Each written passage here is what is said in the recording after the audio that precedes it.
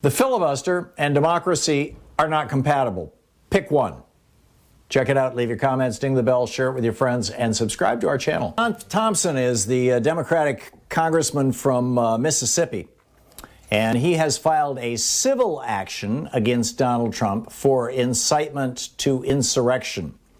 Keep an eye on this. It could be the beginning of a trend, or it might just be a lone voice in the wilderness. But, you know, we will see how this all shakes out. But there's a lot going on here, and we need to stay involved and, also keep track of what exactly is going on out there.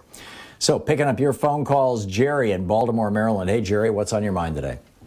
Hi, Tom. I wanted to talk to you about Glenn Kirshner's letter to the 50 states district attorneys of all 50 states to try Trump for homicide on a large scale for his negligence during COVID.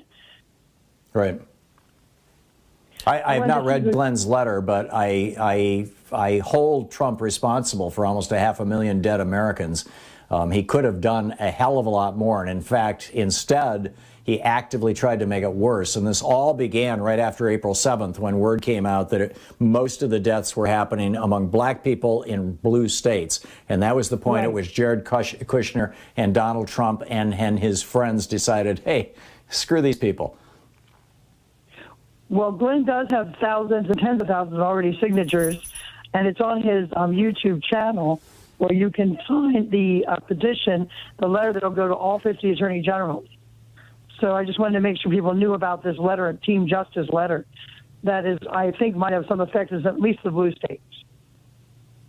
Yeah, okay. So specifically, what is he suggesting? Well, Glenn's already got the letter done. You can go to Glenn Kirshner, GLENN. Oh, just tell me what it says, Jerry. Oh, the letter? Okay. The letter just says that they're going to, they want them to indict Trump in all 50 states. They're going to send it to all 50 attorney generals and to see which ones will indict him and his cohorts, all the people involved in the supposed force for to fight COVID-19, which actually did the opposite, as you know. They're all going to be hopefully prosecuted.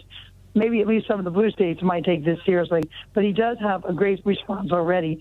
And if you go to YouTube on his channel, you can sign the letter now.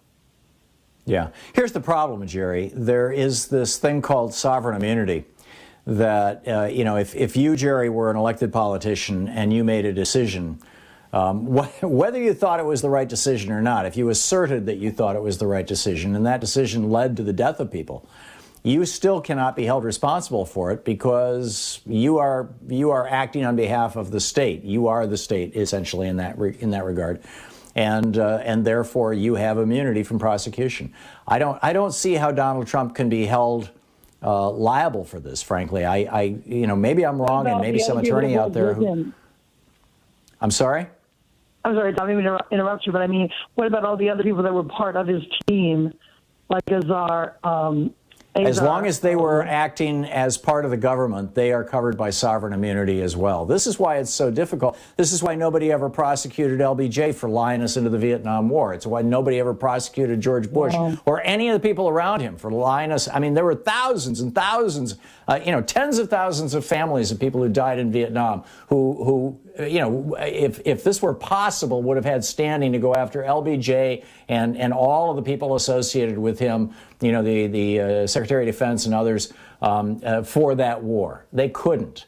There were thousands of people who could have gone after George W. Bush for failing to take actions that Bill Clinton was begging him to take when the presidential transition was made that would have prevented bin Laden and 9/11, but you can't. So I'm not optimistic that there's any there or that it's even remotely possible, but I do think that raising the issue constantly, figuring out ways to raise the issue constantly, and maybe this is it. Maybe even a Don Quixote-like effort like this would do it, but not sure.